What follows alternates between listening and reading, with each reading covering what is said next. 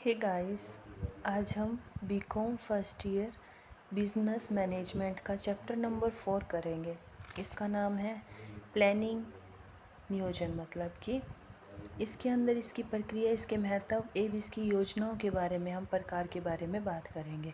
सबसे पहला टॉपिक आता है कि नियोजन क्या होता है। कुछ काम को करने से पहले जो सोच से विचार किया जाता है उसे हम नियोजन कहते हैं। मतलब कि किसी काम को करने से पहले जिस चीज़ के बारे में हम सोचते हैं, सोच विचार करते हैं, उसे हम प्लानिंग कहते हैं। उसके बाद आगे इसकी कुछ विशेषताएं आती हैं, जैसे कि ये बौद्धिक प्रक्रिया होती है। मतलब कि इसके अंदर दिमाग का बहुत ज़्यादा यूज़ किया जाता है। ठीक है। दूसरा होता है ये सर्वोत्तम विकल्प का चुनाव होता है। मतलब कि इसके अंदर अनेक पद होते हैं, जिसके अंदर से सिर्फ एक विभिन्न वैकल्पिक तरीके मतलब एक सर्वोत्तम पद का चुनाव किया जाता है। ये सर्वव्यापक होता है। मतलब कि नियोजन हर मतलब कि जैसे प्रबंधक के 5 वो होते हैं: नियोजन, संगठन, नियुक्तिकरण, निर्देशन, नियंत्रण। इन सभी स्तरों पर इसका यूज़ किया जाता है। ठीक है। ये जो नियोजन है ये प्रबंधक का प्राथमिक कार्य होता है। मतलब सबसे पहला कार्य नियोजन ही होता है। जब तक हम प्लानिंग नहीं करेंगे तब तक हम कुछ नहीं कर सकते।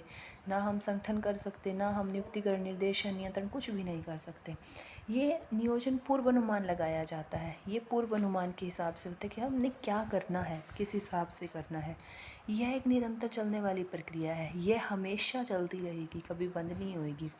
यह लोचपूर्ण होती है।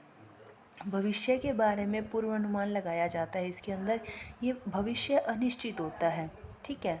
तो इसके लिए क्या होता है, भविष्य के बारे में इसका पूर्वानुमान लगाया जाता है। इसके अंदर लोचपूर्ण होती है ये उद्देश्य प्राप्ति के लिए होती है। नियोजन क्यों बनाया जाता है? किसी एक विशेष उद्देश्य को प्राप्त करने के लिए। जैसे कि एक व्यवसाय का उद्देश्य लाभ कमाना है, तो नियोजन हम किस प्रकार से लाभ कमा सकते हैं। कपड़ों का व्यापार करके, किस चीज़ का व्यापार करके, मशीन्स का, किसी भी चीज़ का, मेडिकल स्टोर खोल के। तो ये सारी चीज़ें नियोजन के अंदर आती है। एक विशेष उद्देश्य को प्राप्त करने के लिए होता है। ठीक है।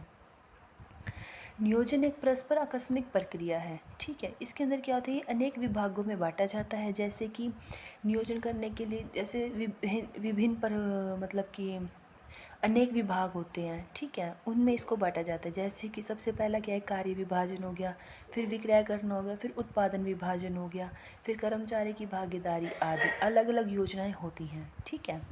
उसके बाद आता है नियोजन में कुशलता एवं मिथ्यावर्ती आती है। नियोजन से नियोजन एक मतलब कि क्या होता है, भौतिक साधनों का अनुकूलतम उपयोग संभव होता है इसके अंदर। जैसे कि पूंजी, श्रम, माल, मशीन आदि सभी संसाधनों का उपयोग इस ढंग से किया जाता है। ये कुशलता एवं मिथ्यावर्ती आती है इससे।